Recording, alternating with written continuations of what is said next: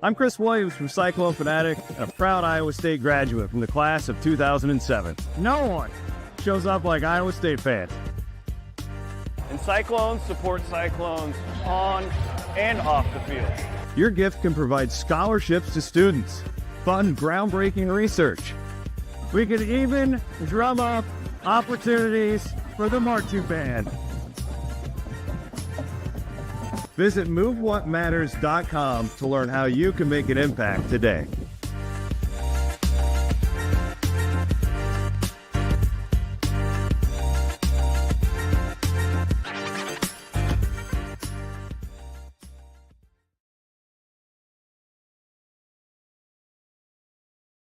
You're muted. Welcome to Postgame. Thanks, Aiden. Here at Hilton Coliseum. Just having a little mic problem. I'm good now. Ready to roll. We are presented, as always, by our friends at Channel Seed. Shout out to all the Channel Seedsmen and women out there in the great state of Iowa who are bringing us pre- and post-game all season long, the Iowa State men and women. We are also presented by my friends, the Natuzels, Clay and Chase. They are with Raymond James. They can help you with your financial future in 2025. Remember them as you make your plans. And also Keen Project Solutions, great company. Visited their location in Ankeny last week for the first time. What an amazing locally owned company. Our friends at Keen Project Solutions. They told me they're always looking to hire engineers from Iowa State. Keep that in mind if you're a student out there looking ahead to the future. Iowa State blows out Colorado tonight, and you know, sometimes, folks, we just got to remind ourselves that boring can be good, and that's what tonight was. Tonight felt like a non-conference game in, the middle of December at Hilton Coliseum. It's what it felt like. Definitely in the second half. Got that vibe a little bit in the first half as well. Listen, Colorado's not very good, but I did like a couple things I saw from Iowa State tonight, though, and we'll go in depth on all this tomorrow morning. Williams and Bloom we're recording at 9, so you'll get an in-depth basketball podcast tomorrow morning as well. But listen, when you look at this box score, there's an offensive stat that I love. When I go off of what I saw tonight, Iowa State was really locked in defensively in the first half, and that's where I'll get things started. I thought the attention to detail on defense, specifically in the perimeter, was top-notch. Colorado is not very good, but Iowa State made them look worse, I thought, in that first half. It is freezing here. If you guys are tuning in from outside the state of Iowa, I'm looking at my phone right now. It says the feels like is negative 24 out. So, like that, I guess, like, I don't know if I blame Colorado for not particularly wanting to be here too much. But that's an easy game when you're an 18.5-point favorite to show up and kind of go through the motions. Now, Iowa State might have done that in the second half. But they certainly didn't at the first. They came out really engaged defensively big time. So that was good. I thought it trailed off in the second half as far as focus and all that stuff goes. But they put them away early. And like I said, it did get rather boring here, I thought, in the second half. Iowa State won that game by 15. They're probably 30 points better than this Colorado team. I think we can all agree there. So here's what I liked offensively, and it's this one particular stat that Iowa State has not been good with lately. Assist field goal ratio, 19 assists on 24 field goals. Absolutely love seeing that. They shared the basketball well tonight, and everything just flowed really well for Iowa State. Very unselfish game. 1, 2, 3, 4, 5 guys in double figures tonight, and then you had Kurt had 7, Chat had 6, Gilbert had 5. So they spread that thing around really, really well tonight. Heisey 4 of 6 from the field, 2 of 3 from 3. See, this is good. Another thing I like for tonight, it's like there's some key guys who you wanted to see confidence-wise get a little of a boost. Chatfield continues, to be very relevant when he's in there. When Iowa State wasn't playing so well, that wasn't the case. And you see Heisey now, hit some more threes. Listen, I'm not going to hold my breath that he can be reliable from long range in the month of March, but this doesn't hurt.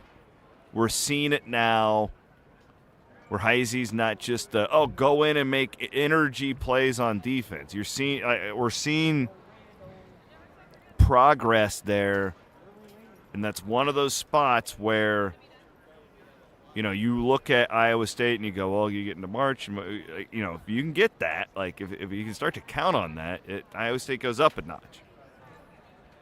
But we're not going to hold our breath on that right now. It was a good game by him, but he has played well in the role he's in since Momcilovic came back.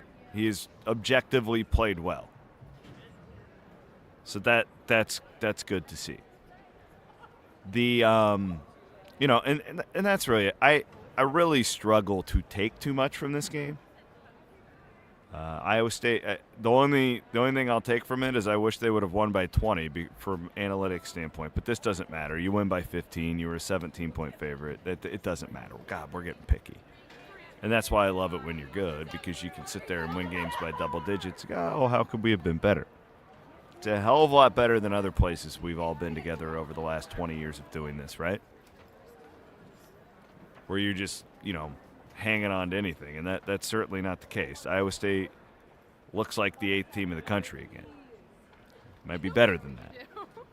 I actually thought Colorado, to their credit, hit some really tough shots down the stretch. Dak was incredible. Like that guy was. It's some really he had that step back from the top of the key. Was like, wow. Rancic's kid fouled out. Did not have a good game tonight. In his return to Hilton Coliseum, got teed up. I mean, listen, I really, just being honest with you guys, sometimes you just got to come on here, and I know my job's to analyze this stuff for you. Sometimes you don't have a lot to say, and that's kind of how I feel about that game tonight. I don't feel like I learned anything about Iowa State, good or bad. Just you did what you're supposed to do against a team that you're supposed to beat up on. Wasn't perfect, but sometimes boring is good. Last time Iowa State was a massive favorite in this building, they lost. So boring is good. Look at the Big 12 scoreboard here real quick. Now, there's games going on as I do this show live for you.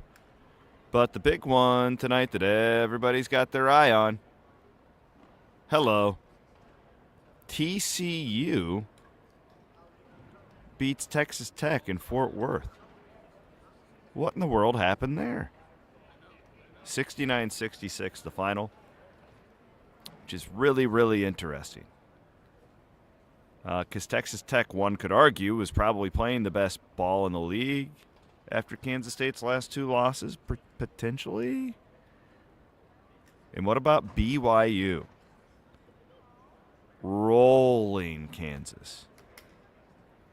54-29 at the time of me recording this. Wow. Kansas is not going to be ranked next week, folks. How crazy is that? The other one we keep an eye on tonight, of course, Houston, Iowa State, massive game coming up on Saturday where you lay it all on the table. College game day. And the Cougars are rolling in Tempe, 47-31 at Arizona State. So this is setting up to be a fun one on Saturday. Am I right? I can't wait. I'm so fired up for that game. So fired up for that game. So again, the story from tonight is, we'll say it with me again, sometimes boring is good. And tonight was quite boring. But I would prefer that to any sort of a story that could have possibly come out of this one. Other than an Iowa State, rolling tonight, the other, like an injury, surprising that it was close, God forbid a loss, right? You had all these options. Tonight was quite boring. And boring when you're top 10 in the country and an 18.5-point favorite, boring, my friends, is good. Your final was the Cyclones, 79, Colorado, 65. Williamson Bloom. We will be rolling on Wednesday morning. Looking forward to that conversation. Hopefully Bloom has more insight on this game than I have. Actually, you know what? I hope he doesn't, because I don't want him to lie. That was a boring basketball game. But really, is there anything boring about the Cyclones getting double-digit conference wins? I would argue that that is not boring. It's one of the most beautiful sights these eyes have ever seen. Your top 10 ranked Cyclones from the Iowa State University. And I will be back coming up on, again, tomorrow, and then we'll have women's game tomorrow night, coverage of that pregame, coverage postgame, and then we get ready for Saturday, right? Because Saturday is huge. And I don't even know how much it actually means for Iowa State, because you're not really playing for a conference championship at this point. The seeding thing, I guess if you win on Saturday, it really does put you back in discussion for a 1 seed, potentially.